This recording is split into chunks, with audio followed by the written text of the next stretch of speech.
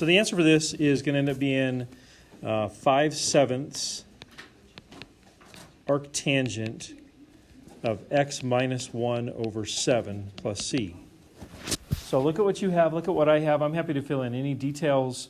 Like I said, we did a complete this score before, so I was really hoping you'd be able to do this one. But I'd be happy to fill in any details that I left out. Yeah, go ahead. Why do you divide this by 5? Good question. So if you probably brought the 5 out, right? And then if you complete the square, I believe you should get 7 plus x minus 1 squared. So we agree on that point? Okay. So then in order for the integrand to actually lead to arctangent, which is what we suspect, right? We think it's probably going to be arctangent. In order for that to be the case, the numerator has to be u prime times a. So your u would have to be x minus 1. Your u prime would be 1. Your a, of course. No, you didn't get 7. You got 49. 49. 7 squared. That's what I was thinking. One step ahead and tripped over my own 2 feet. There we go. So then if that number is 49, a has to be 7. And so then u prime a would be 7, not 1, right? So what I'd need to do is look at this and say, hey, we're off by a factor of 7. Now it does fit the arctangent pattern perfectly, but then I have to adjust for that by dividing the outside by 7. That's kind of long and short of it. Thanks for asking. Anybody else?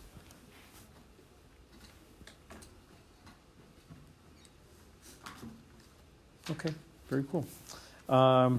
So, what do you guys think of slope fields?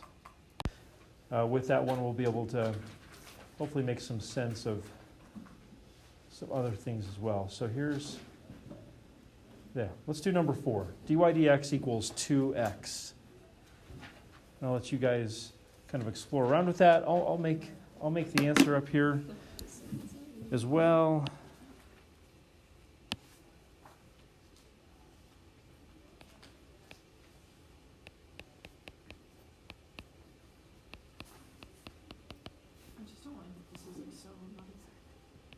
You don't like that it's so what? Like not exact. Like I just feel like well, my lines you can be. So you can use a little ruler, right? So like if you want the slope field mark to have a slope of 1/2, you just line your ruler up with what would be a slope of 1/2 and just use your ruler to make a little mark. So when we do some quiz or test, I guess it'll be a quest on this stuff. If you have to draw a slope field on that, I'll offer you a ruler because Anna, like you, I tend to feel like I would like it to actually be a slope of 1/2 if it is a slope of 1/2. So you're welcome to do that. I just don't know how long to draw the little line, but it's very stressful. You could standardize it for us if you want. I'm thinking like 4 or 5 millimeters would be a nice length. I don't know, something like that.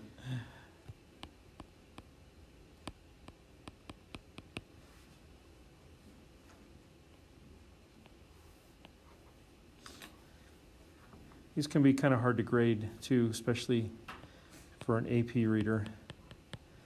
Trying to decipher how those angles of lines are and all that stuff.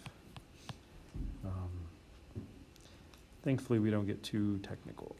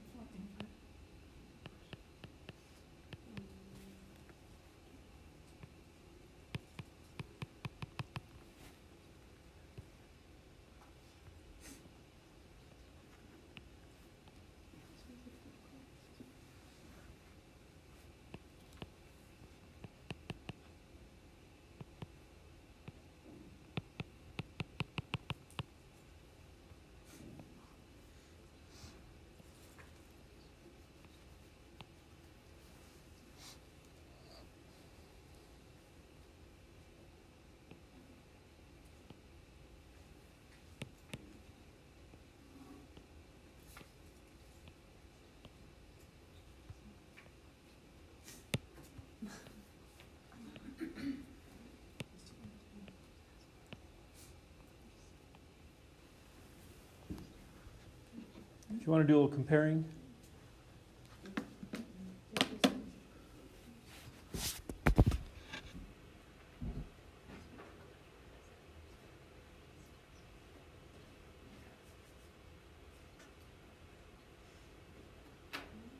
you guys think of that one? The slope field marks on the far left and far right are really tough to draw, right? I mean, I guess it'd be a dy dx of 6 or negative 6, right? Those are really steep. It's kind of hard to tell the difference between that and maybe a vertical line almost. So, it should look something like that. I like this. This is like the art class, right? You make these beautiful pictures and cool patterns.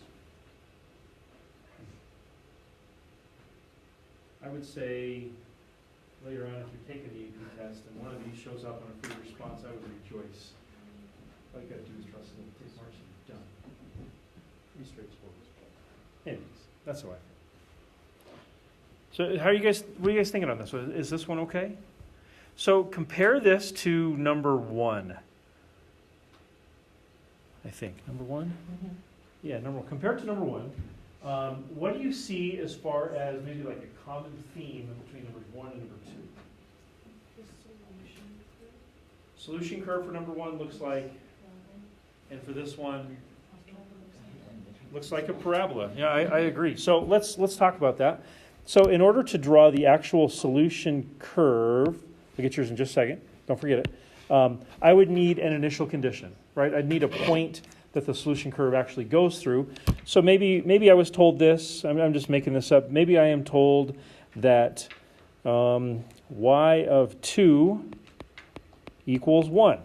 That means that my solution curve goes through the point 2, 1, right? So 2, 1 is over here. That means my solution curve is going through that blue point right there. And then I would try to sketch what that solution curve looks like. So what I'm going to do is I'm going to do my best to avoid all the points except that one. And I'm going to do my best to kind of follow the pattern of the slopes that I see. Oops. Not what I was going for.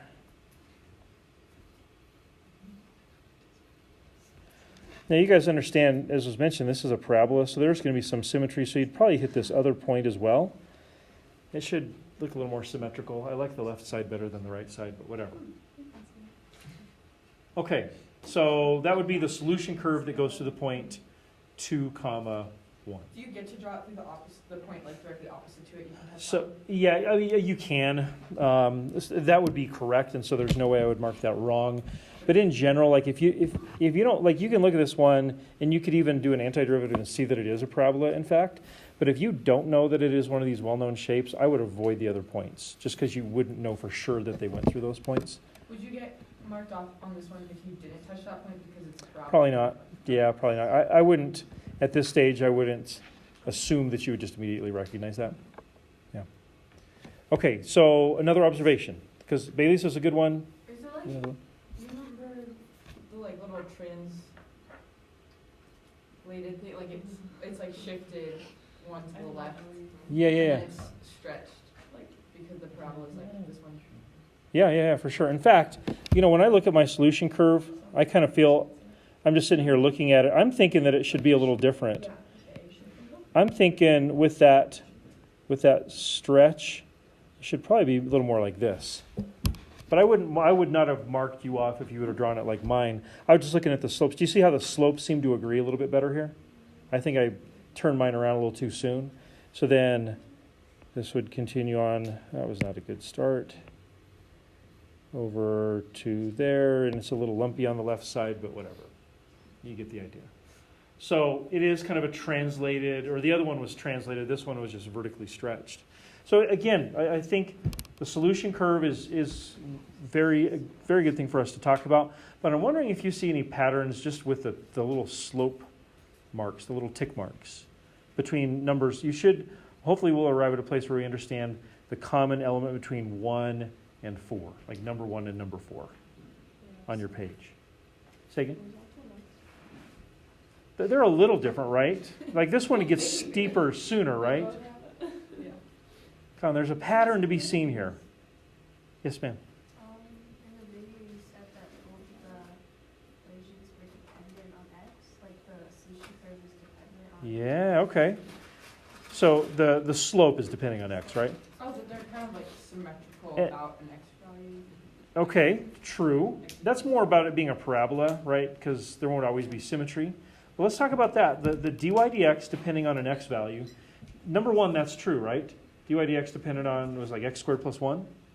And in number 4, dy dx depends only on 2x. Did you notice a pattern? As you started to draw your little slope field marks, did you notice a pattern that made the drawing of the slope fields easier? The switch from like positive to negative. Okay, yeah, I mean, you can notice some symmetry maybe with, positive this and negative that on the slopes. What else? Like as you started to draw, did you get to a point, think of it like this. Did you start off by plotting one slope and you went like this? And you plotted another one, you went like this. And then you're like, whoa, wait a minute. Bam, bam, bam. No, I just went Why did you go thunk? because they're all the same slope and that Because they depend on it. they all depend on x. That's right. That makes sense? Isn't that true on number 1? And isn't that true on number 4 as well?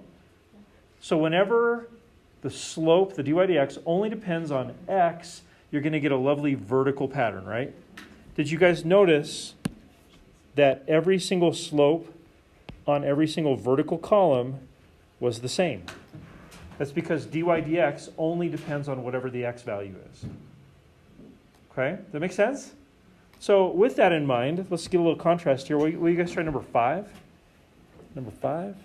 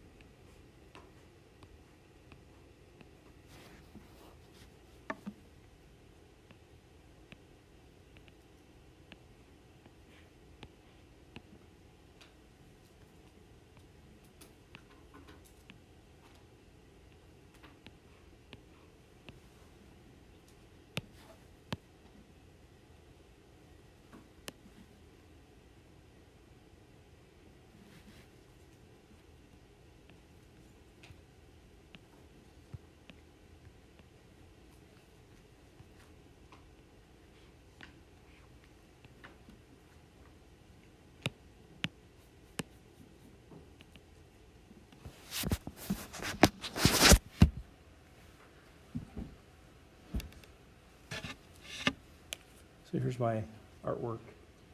Please be nice. No one likes their art criticized, right?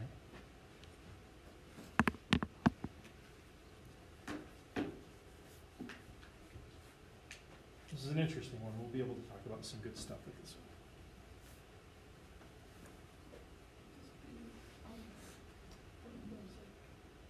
What's that? I think that's fine. Would you like an exponential decay or growth or decay?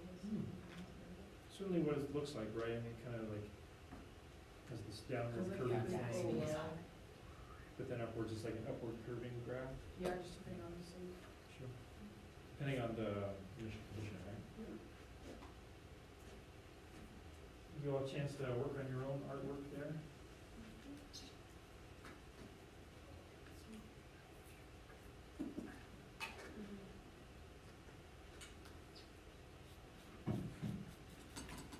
So like on this, have you kept it going?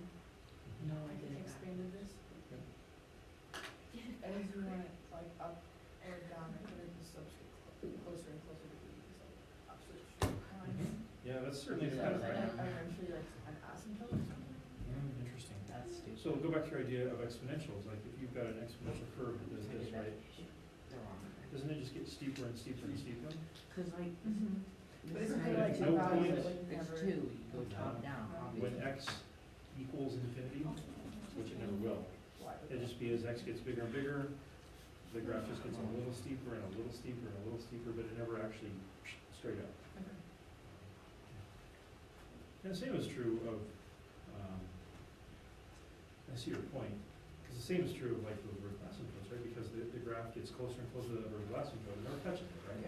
So it never actually goes vertical, never intersects it, so it is, it's a valid comparison, for sure. Okay, so, let's see here, I want to mess around with this a little bit.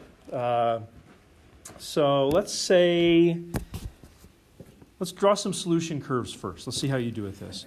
If I told you that the solution curve went through the point y of -1 equals 0. Why don't you sketch in? We'll do a couple of these solution curves. So let's say that that was the initial condition. What do you think the solution curve would look like? Try to draw it in.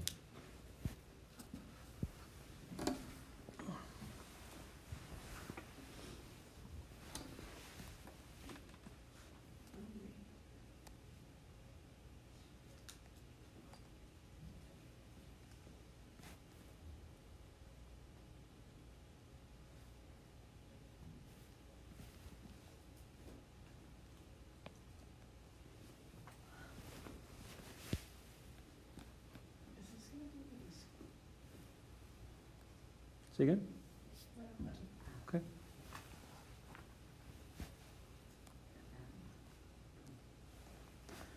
All right, I'm going to try to draw it in myself. Couldn't the solution curves like do anything as long as they're close to the slope at that like point, or do you need to like? Couldn't they do anything? Well, let's talk about what you mean by anything. So let me draw one in real quick, and we'll see. Let's try again. You guys okay with that so far? And then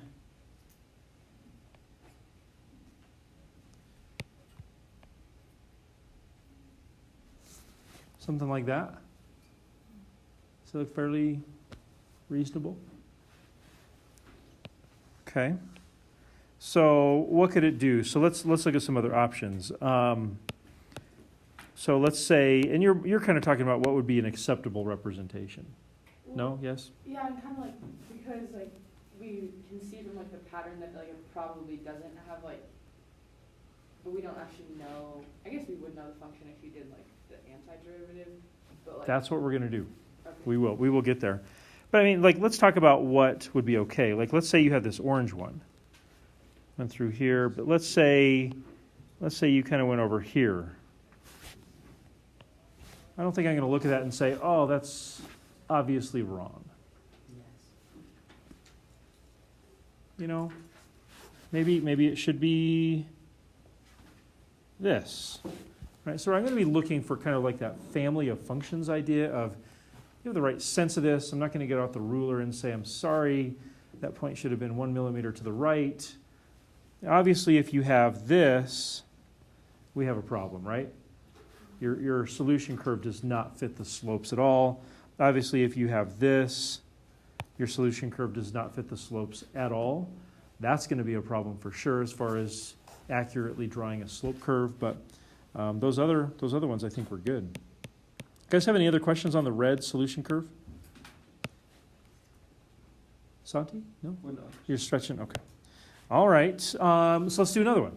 Let's say, what if we had a solution curve where y of 1 equals 2. Y of 1 equals 2. What do you think that would look like?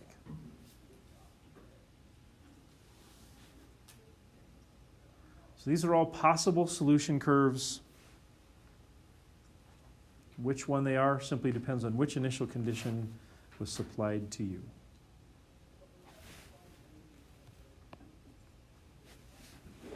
So, like, with that,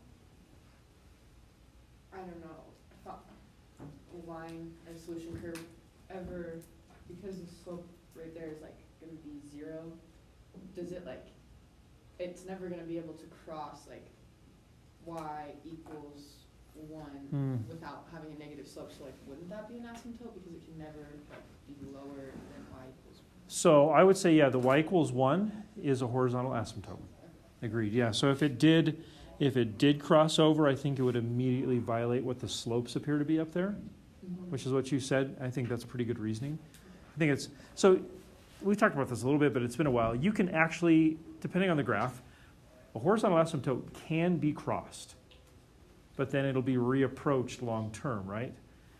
This one, based on the reasoning you said, I think that you could discount that and say there's no way it can because then the slopes would disagree. It just has to approach from the bottom. Or in the case of my purple solution curve, from the top. Do you guys get that for the purple solution curve? Something like that? What do you see? Make sense? Questions? Remember, this should make sense. So if at any point you're like, whoa, I thought it was doing this and you drew that, we got to talk. I got one more. Let's make this a lovely green color. What if I told you that my solution curve passed through the point 3,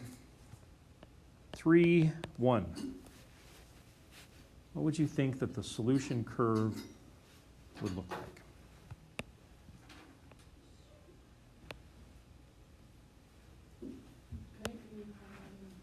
Sorry?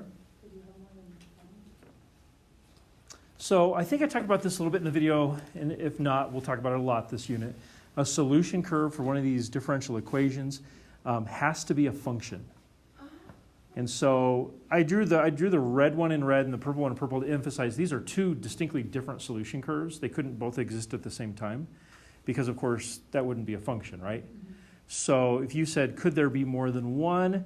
Maybe, sort of, kind of, but probably not, especially if it caused the vertical line test failure, right? Because it wouldn't be a function anymore. So like if I proposed that the blue and the red graph together were part of just a single solution curve, I would categorically be wrong because, So then would it just be a straight line? well, I don't know. That's what you all are supposed to be deciding right now. I don't think it ever exists. You don't think it ever exists? No. Because it's an asymptote, so we can actually go through it. We can't- So horizontal asymptotes can be crossed. Vertical asymptotes can never be crossed because vertical asymptote is indicating division by 0, which under no circumstances in real algebra can you do that, right? But horizontal asymptotes can for sure be crossed. Would it just be like a sideways? Oh no, that wouldn't be a function. That would be like a sideways curve. Well, think of it like this. If it were going to be a sideways parabola, so it'd be right here, doesn't a sideways parabola, like let's just say you had the upper half, because that would be a function, or maybe you had the lower half. Do you see how that would actually disagree with your slope field tick marks? Because right here you're saying the slope is vertical, yet the slope field is indicating horizontal. And as you move up on the y-axis, it should be getting steeper and steeper, but it's actually getting less steep. So squiggly things. I don't see too much squiggly-ing going on here. You guys want to see this one? Like, you know where it's like this? Here it is in a lovely green color. It's a horizontal line. That just doesn't seem like it should be allowed. So the horizontal asymptote is certainly part of the graph, right? Certainly part of the graph. And if you choose a point, or if the point is chosen for you that is right on that horizontal asymptote, then your solution curve is going to be that horizontal asymptote. I've seen this show up on AP tests before where they even have one of those diagonal asymptotes be the solution curve, and that's just what it is. So that's the only, and so this is where I think there's always kind of a misconception that, oh my gosh, it's an asymptote. That means the graph cannot ever touch that. It can. It definitely can. Categorically, they certainly can. All this is saying is we're expressing what the horizontal asymptote is. Maybe this will tie it up for you. Let's do the thing that Anna said earlier. What if we actually found the equation of the solution curve? Check this out. In order to do that, I would need to take my differential equation and solve it. You've done bits and pieces of this. You haven't done one quite this challenging yet, but we will for sure. And I think in the end you won't find this to be terribly challenging. So check this out. If I separate my variables, are you guys okay with this? dy over y minus 1 equals dx. Basically just cross multiplied. Once I've done that, I can do my antiderivatives of both sides. On the left side, what would that give me? The left side. What's the antiderivative of 1 over 1 minus 1 dy?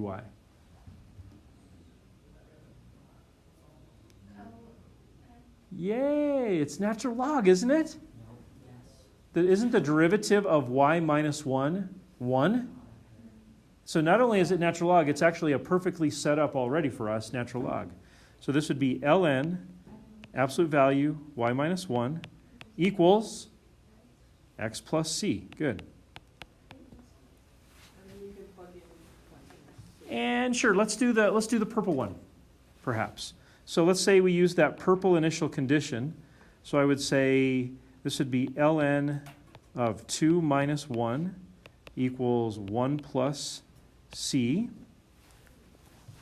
This will work out pretty nicely. Of course, 2 minus 1 is 1. And what's the absolute value of 1? Just E. Well, absolute value of 1 is 1. And what's ln of 1? 0. Okay, so that means my c value is negative 1, right? Because you just subtract that over. So that would give me this, natural log, absolute value y minus 1 equals x minus 1. How would I solve for y? If I was going to try to get that y all by itself, what would I need to do next? Yeah, e to both sides. So I end up with this absolute value of y minus 1 equals e to the x minus 1. So we can already see, like was suggested earlier, this solution curve is an exponential. You can probably see that in the pattern of the solution curves and the slope field marks that we made. We're going to talk about this in a little more detail later, but for now, the absolute value of y minus 1, we're going to say that it's positive y minus 1. We'll talk about, there's some details in there we need to talk about, going back to what absolute value really is. Because it could have been something a little bit different. But we're just going to leave it as I'm not taking them out. Well, let's talk about it now. That's fine. So that's okay. We can talk about this. This will save us some time later on. Let me just give you some examples. If I asked you for the absolute value of 4, what would you say?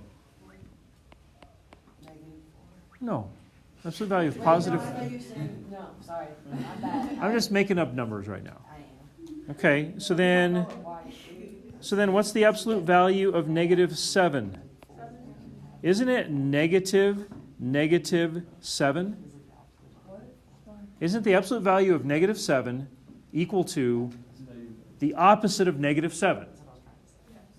Negative 7, aka positive 7, right? Okay, so then if I said, hey guys, what's the absolute value of y minus 1? You should come back at me with a question. What question should you ask me? Well, what's y's domain? Not what's y's domain, sort of, kind of. What? Is y positive or negative? What's y? No, is y greater than Is y bigger than 1 or less than 1? Right? How does it relate to the 1? Is it positive or negative? These would all be good questions to ask, because if y was negative 3 versus if y was 10, we're going to get a little bit of a different process to get to our result, right? So I would go back and say, to this spot right here, if we're going to do the absolute value of y minus 1, doesn't it depend on what y is? So what we'll do with these is we'll look back to the initial condition and we'll say, all right, the initial condition was y equals 2. And what's 2 minus 1? 1. And the absolute value of 1 is 1. We already did all that stuff. So in other words, all of our y values for our domain, like you mentioned, or our range technically, right? All of our y values are going to be bigger than 1. How do you know that? Because isn't that just a point on the solution curve, like how does that speak for all of the other y values on the solution curve? Do you see that? I do. Let's see, you can see it on the solution curve, right? Yeah, but like, You can see that. if it was a different function. So the only thing we can base it on is the initial condition, right? We can't worry about, well, what are all the other points? They will absolutely take care of themselves here. We need to do more digging with this, and we will. But for now, does this make sense? Yeah. So we would say here, the absolute going to be, it's either going to be y minus 1, or it's going to be the opposite of y minus 1, depending on what y is. So y is a number that causes the y minus 1 to be positive. Therefore, we can say the absolute value of y minus 1 is just y minus 1. But again, don't get too stressed about that. We'll practice that a lot more. You asked, and so I thought I'd go there. But don't stress about it right now. Know that we'll practice it quite a bit. You just add the 1 over. Sorry, my minus 1 kind of climbed a ladder there. There we go. So it's an exponential, right? It's y equals e to the x minus 1 plus 1. You can see that it's been shifted right 1 and up 1.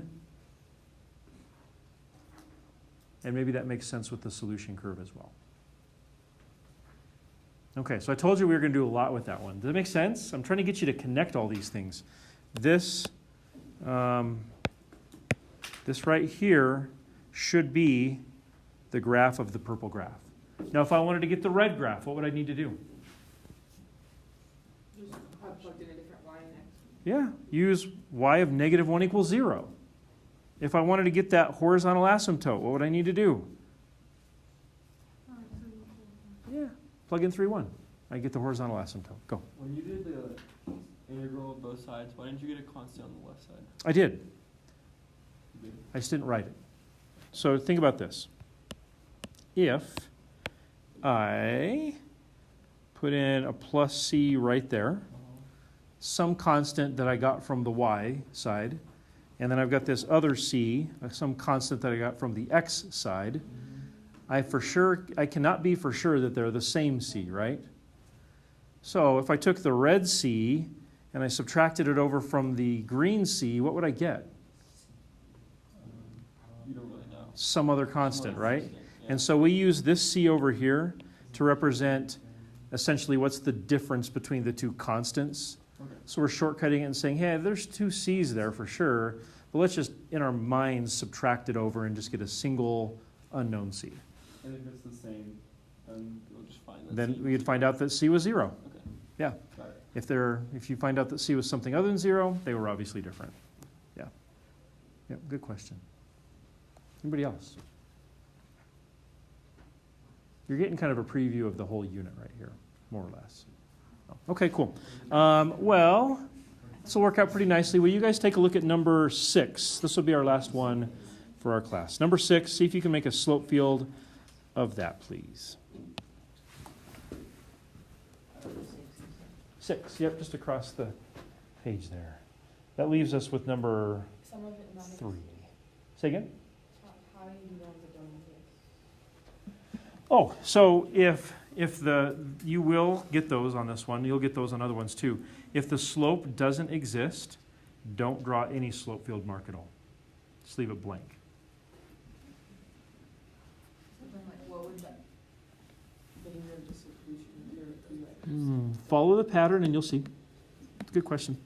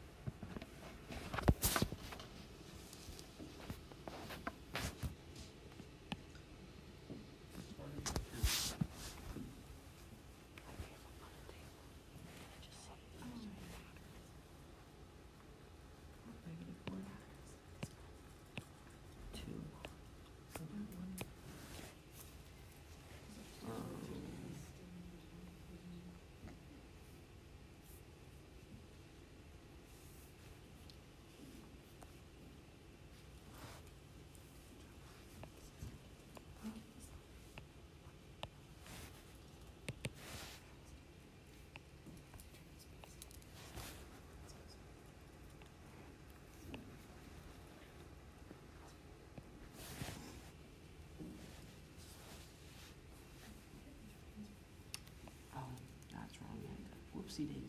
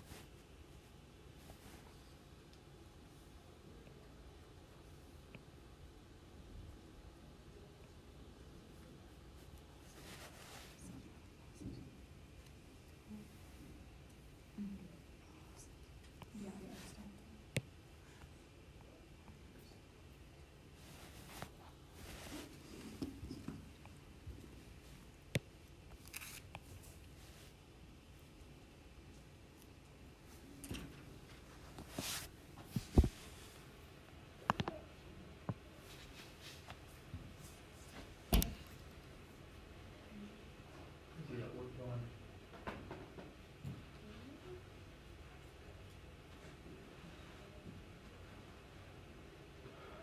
There is a pattern to be deciphered here, but it's a little tougher. Say again? Try to say here, positive, so it's orange, not the black. Yeah. So isn't, would it be like this? Yeah, I like it. Yeah. But isn't it, is it like that on all of it? Yeah, so like this pattern here, that pattern there, this one, that's all good. No, I don't think so. Because your slope here, so that's 1, 2, so that would be negative 2. Oh, this would be maybe, Negative 2, and this can be negative 1/2. okay, that's right, this is positive. Yep, so there'll be a pattern to decipher, but it's harder than those other ones for sure.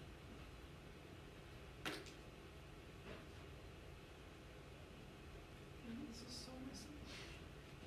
You're definitely an advertisement for don't use pen. Probably use. That's why I don't use pen. It's way prettier, I agree, but if I use a pen, I mess these up. I would constantly write, oh, wrong angle, erase, wrong angle, erase. Unless they just be this blah. You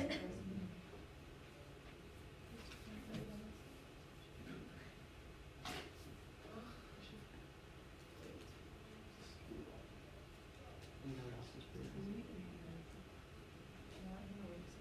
I kinda got the pattern.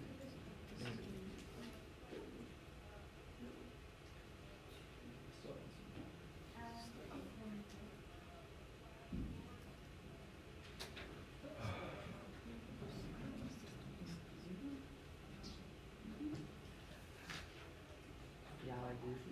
And then you can do it. So are all of these functions like for sure, or are they? Have to be, yeah, it has to be a function. What's this, negative? And they can get trickier, like this one is for sure trickier, you know, kind of like this one right here, and this one will add a layer of trickiness potentially too, but yeah, in the end, your solution curve will have to pass the vertical line.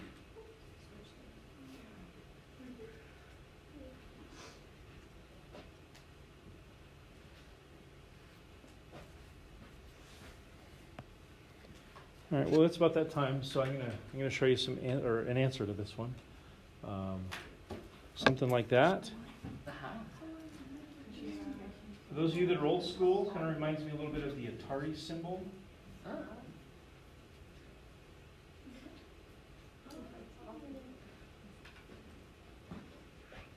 Did you notice the y-axis is blank? That's what Anna was asking about, right? Because on the y-axis, all the x's are zeros, and that would mean your dy dx would have division by 0. So that's going to be a place where dy dx doesn't exist. So in those places, you just leave it totally blank. Don't try to draw anything in there at all. You can see the pattern, I suppose. Let's see here. I don't know. Let's just say this. Like, what if, we'll just do one of these because we're almost out of time. If we had a solution curve, maybe it was like y of negative 2 equals 1. Let's try to picture what that would look like. Y of negative 2 equals 1. Negative 2, 1. This one. That was your initial condition.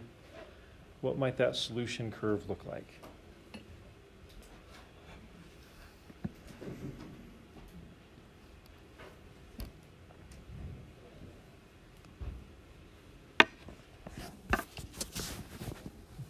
Oops.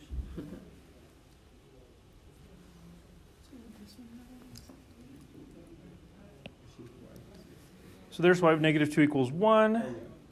So I would say that solution curve would be heading up like that maybe. Looks about right, I would say. Heading off towards that vertical asymptote. Could you continue it on the other side? Is that allowed? Oh, like over here? Could you? Or do you not know if that's correct? We could certainly make a supposition that it is, but if you ever jump across a vertical asymptote, don't. Huh? Okay. Yeah, don't do it. Yeah. We're just looking for the part of the curve that fulfills that initial condition. And if I draw this part over here, I don't know if it is over there or not. I could solve the differential equation to find out for sure whether it is or isn't, but I don't know that it is, and so I wouldn't put that there because simply I don't know if that, because it could do this. In fact, I think it does do this. I think that's the other side.